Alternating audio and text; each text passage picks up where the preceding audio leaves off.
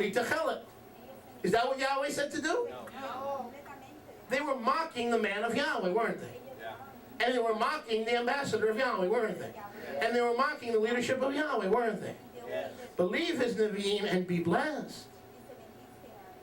When I hear the word of Yahweh given every Shabbat, I listen very carefully. That word is for me. That's Yahweh talking. That's not Tzofanya. That's not Tehillah. If that's the way I treat it, it's a mocking spirit. I believe Yahweh talks directly to us every Shabbat. If I don't believe it, I might as well put on a garment full of Techelet. Because it's a manifestation of a mockery and a mocking heart. That's right. It's okay to have humor, that's one thing. But this is mocking.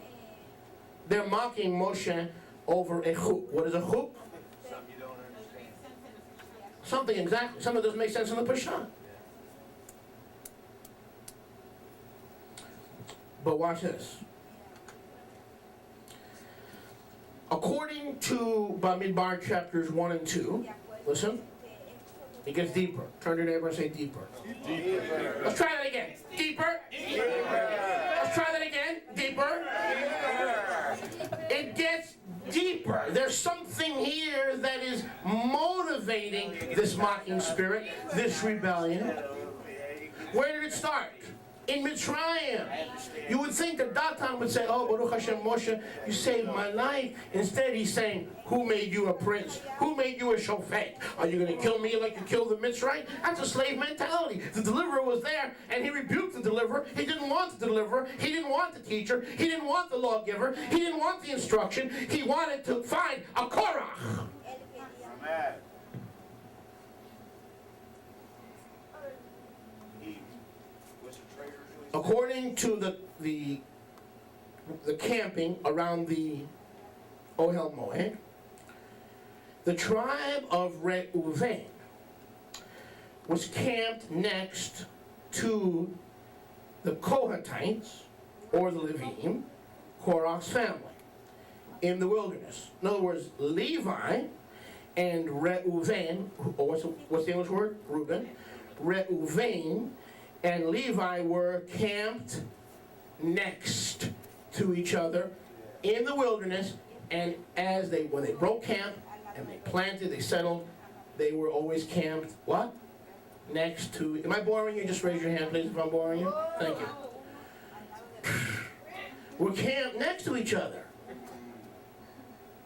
in the wilderness. According to the sages, the tribe of Reuven supplied most, if not all, most of the 250 followers of Korach. I'll say that again. According to our understanding of Scripture, it was Reuven, who supplied most of the followers for Korach. Datan, Aviram, and On were from the tribe of Reuven. I think we'll see that in Bamidbar. Go back to Bamidbar 16. Bamidbar 16. Page. A page in the sound suite. 160. Baruch Hashem Yahweh. Okay, here it is. Bamidbar 16:1. Korach, son of Issachar, son of Kohath, son of Levi. Circle that word. So Korach was a Kohathite from the sons of Levi. Korach was a Levite from the tribe of Levi. Thank you, Danny. Thank you. Be pleased. Now, let's continue. And Datan and Aviram, the sons of Eliav, and On, the son of Pelet, were sons of Reuven, and they took men, i.e. the other 250 plus rebels. You see that? Datan and Aviram were from the sons of Reuven. Korach was from the sons of Levi. These were the tribes that camped side by side together in the wilderness. Did I lose anybody? Did I lose anybody? No. Let's continue. Now go with me to Shemot 6:21. Shemot, page 62. Shemot 6:21.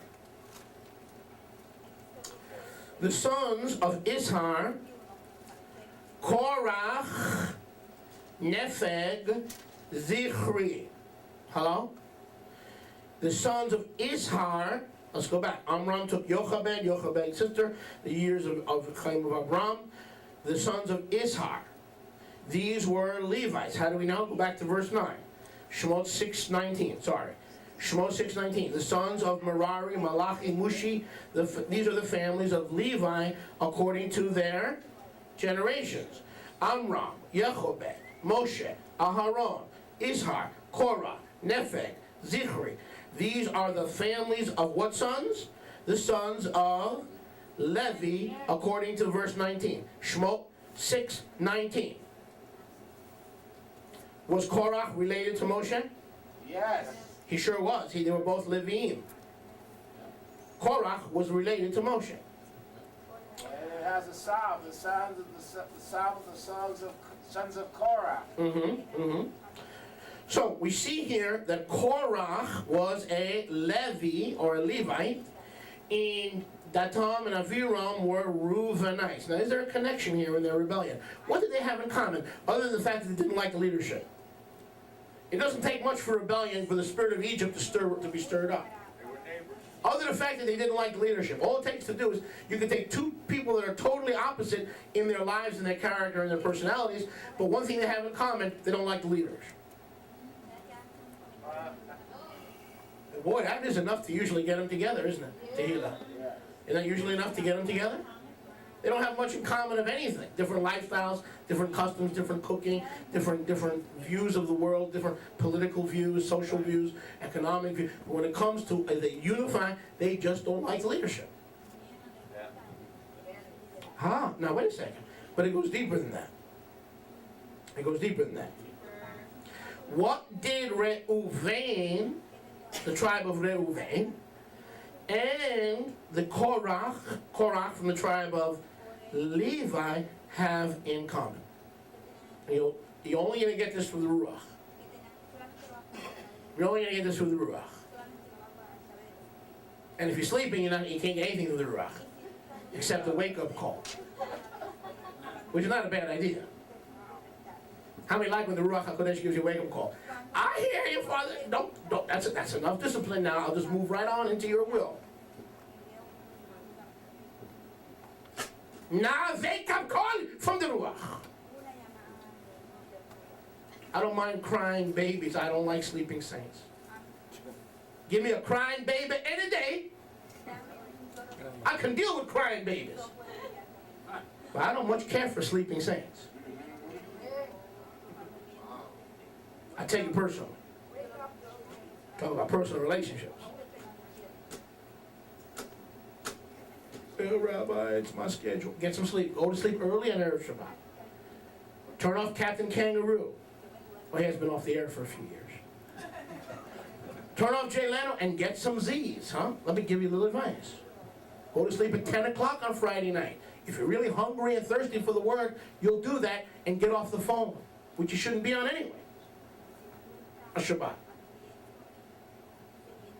Don't tell me you can rest and have Shabbos with Grandpa, Uncle Ernie, and Uncle Tommy calling you every 30 seconds. Don't tell me about Shabbat.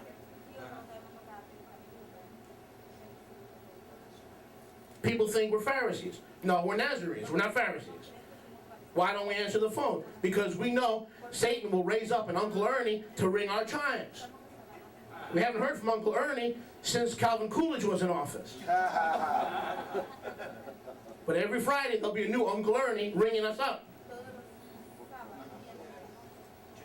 Or someone trying to sell us a permanent membership to Tommy's holiday camp. Telling us never mind the difference, never mind the weather. When you come to Tommy's, the holiday's forever.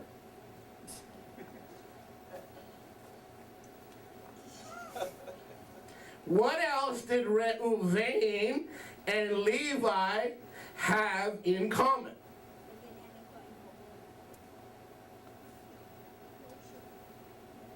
Buena. Their feelings were hurt.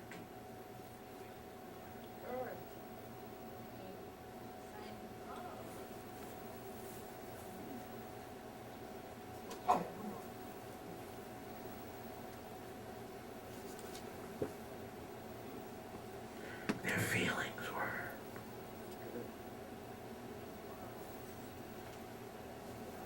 Their feelings were hurt!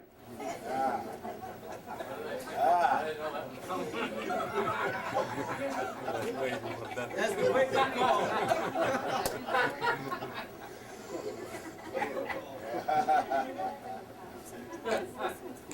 Why were they hurt? They were both replaced in Yahweh's program. What do I mean? Go with me to Bamidbar, chapter 8.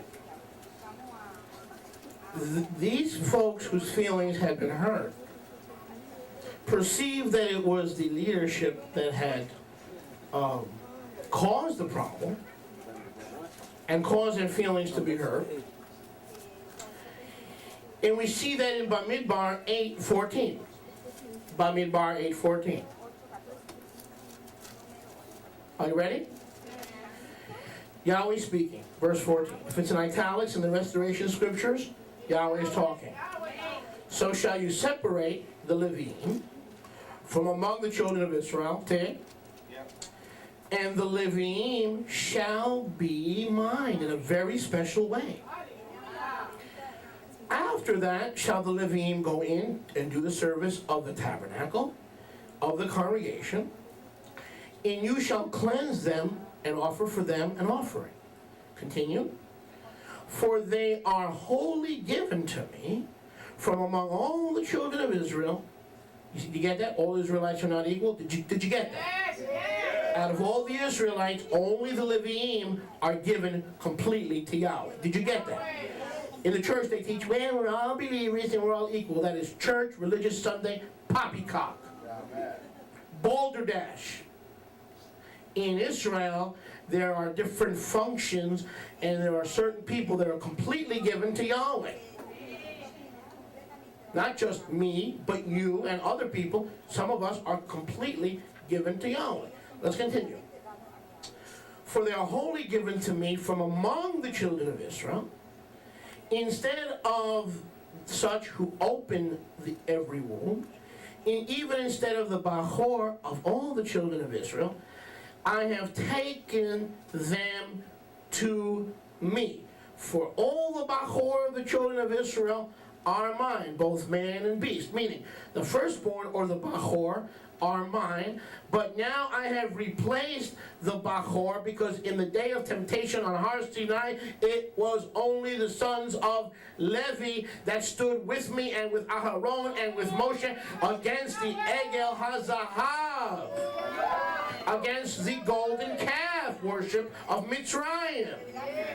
An Egyptian spirit of rebellion manifesting not as a garment of Techelet, but as a golden calf. So because Israel was AWOL when I called, and only the Leviim stood with Moshe and Aaron, I have replaced the firstborn, and I have replaced them forever with the sons of Levi, who are not just partially mine. They were faithful to me. I'll be faithful to them. They are holy, completely, forever, and every which way mine.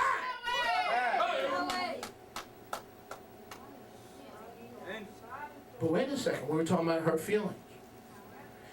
In order to establish Levi as the chosen ones, fully, wholly, completely given to Yahweh, he had to reject somebody from being Bahor.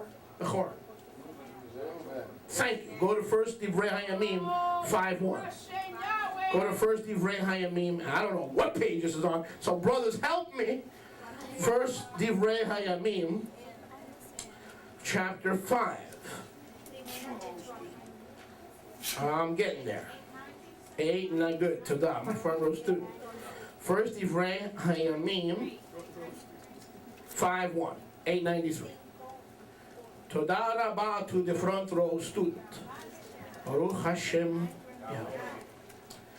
1 Divrei Hayamim 5:1, page 893.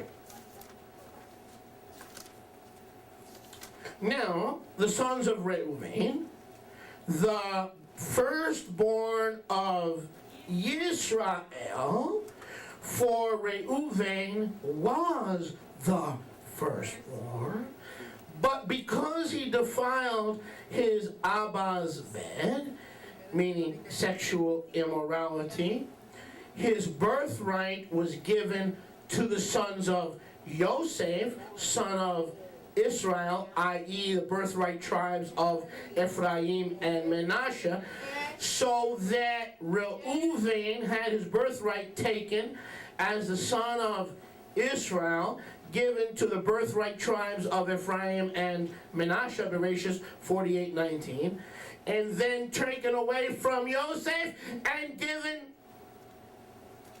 to Levi. Ephraim and Manasseh went in their own rebellion because they lost the birthright through a penchant and a desire for paganism. Reuven didn't go the way of Ephraim and Manasseh. After paganism, they went the way of rebellion, which is the sin of witchcraft, which is paganism anyway.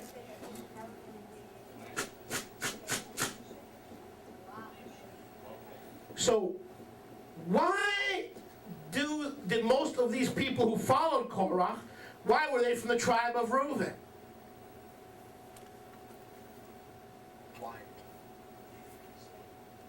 Reuben wanted to be the Their firstborn. feelings were. It is very dangerous to walk with Yeshua by feeling.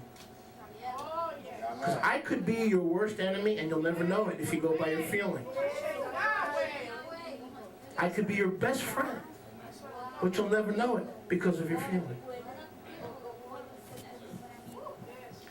If you walk with your brothers and your sisters and with Yahweh by feelings, you are setting yourself up for a fall, and the mighty will fall mightily hard.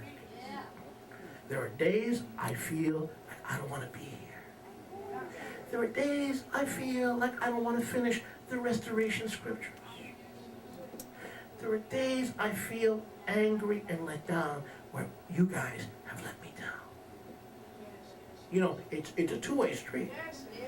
Sometimes you feel the rabbi has let you down. But you know, it works both ways. I'm a human being too. We're all human beings. The most dangerous thing you could do is walk by feelings. They are designed to betray your loyalty to Yahweh and His ordained leadership.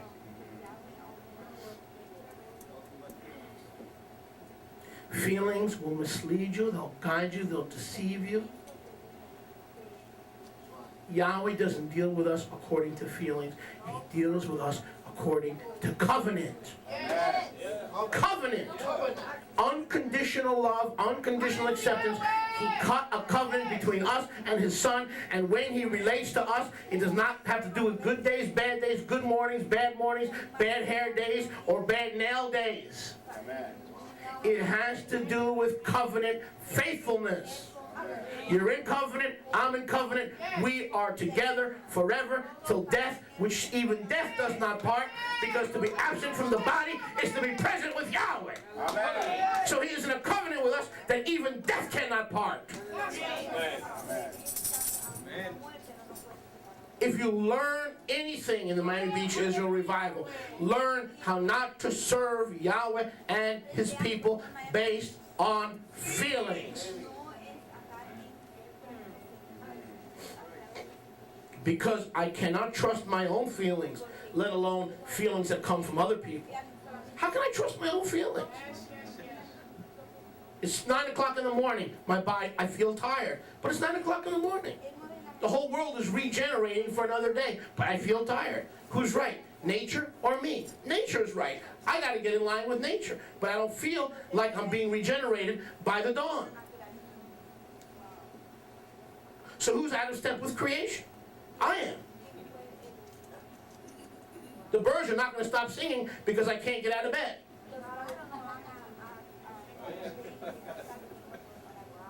But I feel tired. And let me tell you, can we talk? Can I let you know a little secret? Most of the time, if you love Yahweh, you won't feel like serving Him. You're going to have to conquer your nature and conquer your desire not to continue in the things that you know to be true. You're going to have to conquer that desire. Because most of the time, due to our human frailty and due to our makeup, we are not going to feel like continuing in the things of Yahweh. So serving Yahweh is a continuous battle to overcome our feelings. Which was Israel. Israel means overcomer. Baruch Hashem Yahweh. So Reuven never got over their offended feelings. They never were able to deal with it. How? We saw the way to deal with it over the last 2 weeks. Come clean. Come deal with it. So they never were able to deal with the fact that they were replaced by Levi, and their feelings were against Yahweh and His ambassador. Did they hate Moshe? Not really. Because Moshe was Yahweh's visible manifestation of authority, right? They didn't really hate Moshe, but Moshe was Yahweh's. They were able to see Moshe, they weren't able to see Yahweh. So they took it out on Moshe. When they had every right. Huh? They took it out on Moshe Rabbeinu. Because they were able to see him. They didn't really, but they did have a rebellious attitude against Moshe, at least Datan and Abiram did. So Datan and Abiram both felt Moshe was not there to help and to serve them and to deliver them. They had a track record of being against Moshe, not to mention their feelings were hurt. Moshe made these declarations of Yahweh that from now on, Reuben, Yosef, Ephraim, you're not my Bachor, the Levim are my Bachor.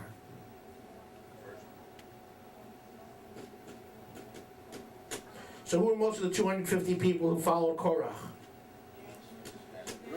Reubenites. Why? Because when they saw a leader who was a man of nobility recruit 250 other noblemen, men of recognition, meaning, hey, we can get in on a movement that can go somewhere. These are not just a bunch of schleppers who are rebelling. These are top-line people, men of reputation, men of wealth, men of nobility. So this is our opportunity to recapture our position and our standing in Yahweh before Yahweh took away the Bechor and gave it to the tribe of Levi. Might get it back. So the 250 men of renown were leaders in well-respected families, Reubenites joining Korah, led by Aviram and Datan, who were Reubenites and had a track record of not respecting Moshe. And when Moshe said, Yisrael, here's a chuk that you just have to accept, because when you see the what? When you see the what? When you see the what? The Techelet, you'll remember to do all the mitzvahs. So they mocked the man of Yahweh, they mocked the command of Yahweh, they mocked the moving of the Ruach, and they go, well, if Yahweh wants us to dress in blue, how about a blue costume? Why don't we go all out for Yahweh? That's a mocking spirit. Usually rebellion and mocking spirits are kissing sisters. Mockery doesn't always happen through laughter. It happens through the attitude toward authority.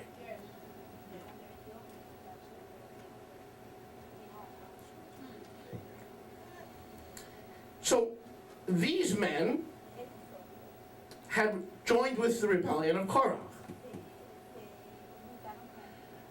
They were heartbroken because their feelings were hurt, and their forefathers had been rejected in the authority and choice of the firstborn.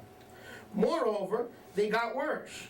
They just sent 12 spies into the Canaan in Bamidbar 13, and the spies came back with a bad report.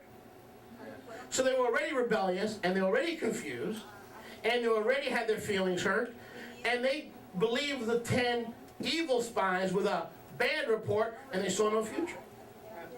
So usually a person that is bound by rebellion can't see a way out. Because they've known that 12 entered the promised land, and 10 came back with a bad report. Go with the numbers. And everybody's saying we can't take the land. We can't conquer the land of Canaan. Or in modern Miami Beach vernacular, don't you know? Everybody's leaving.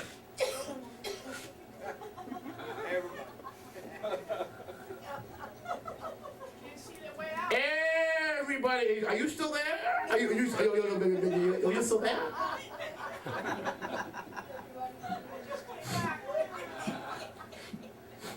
Everybody's like, you know what Rivka says when I talk like that? Pardon me.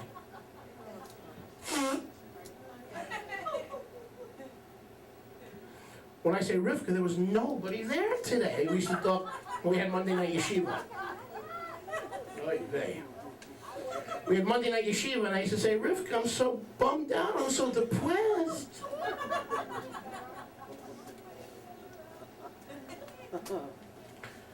I said, there was nobody there. She goes, well, excuse me, I'm not nobody. Excuse me. I said, yes, darling, honey, sweetheart, honey bunch, honeycomb. Oh, you're everything.